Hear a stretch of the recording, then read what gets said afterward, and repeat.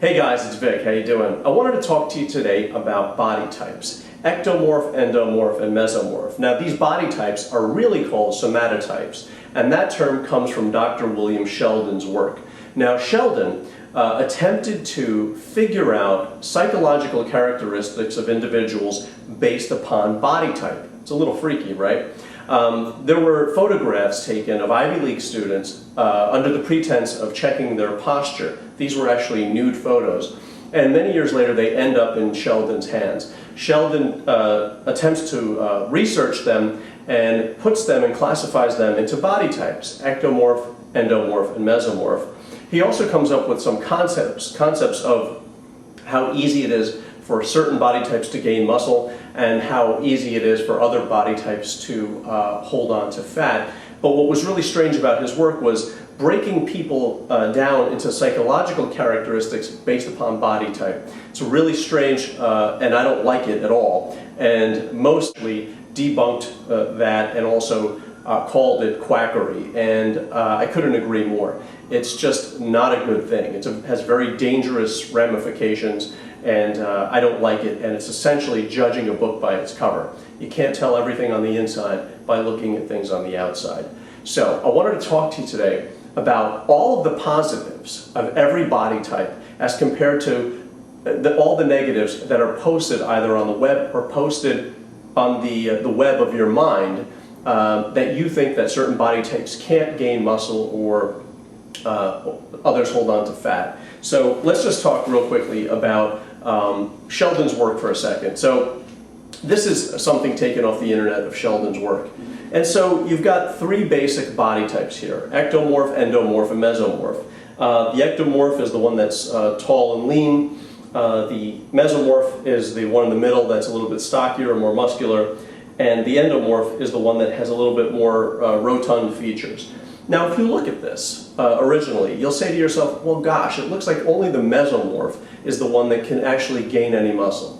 That's not true, which is why I encourage you, when you're looking for something, keep going. Just don't take everything at face value that you see and everything that you see here and use that as limitations. Don't do that. Keep searching for what you want. And I'll show you, if you keep searching, you'll find what you're interested in and find what you want.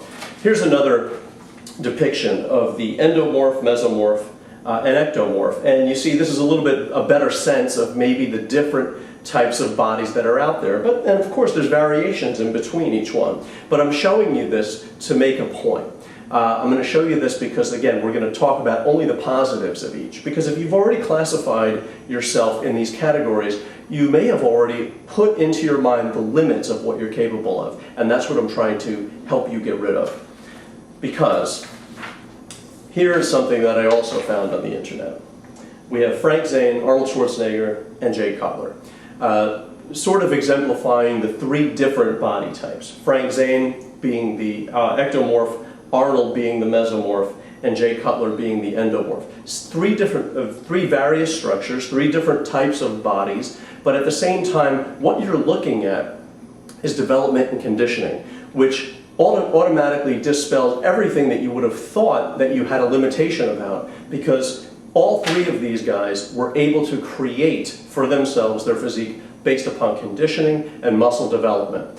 Yes, of course they look different, but there's no reason to stare at Sheldon's Atlas of Men and believe that you have a limitation. So I'm going to talk to you right now about everything that I view as a positive about each body type. So let's talk about the endomorph, right? This is the guy who may think he's overweight and holds on to fat, and it's really challenging him to get a V shape. That is what a typical endomorph depiction would say on the internet. But let me tell you about the positives. They have size, and that's coveted, especially in fitness and bodybuilding. They have a strong base, which is really good for lifting a lot of weight. They're broad, and a lot of us are trying to continually broaden our shoulders and work on our bodies and develop that broadness that automatically endomorphs have. They have size in areas that other people have to work on, like calves, traps, upper chest, shoulders. These are things that are sort of innately given to the endomorph. And they have a good solid bone structure, which is excellent for developing strength and then later on developing muscle and sculpting that muscle. Next, only positives there, guys. Advantages of an ectomorph. What's really interesting about an ectomorph is any muscle that grows is noticeable. When you take a lean, long torso and you add shoulders, cap shoulders onto that and a little bit of size in the lats, you're really going to notice it. It's going to fill out the body terrific, and you're going to see a taper much quicker than other body types. How about a slim waist? A slim waist is amazing for creating the illusion of looking much bigger. A long torso, which is really, really attractive when you see all those abs all the way from top to bottom. And guess what? They know exactly what they're working with because there's not a lot of excess, and you can chisel this out as you go. You cut up very easily, which is another really big positive.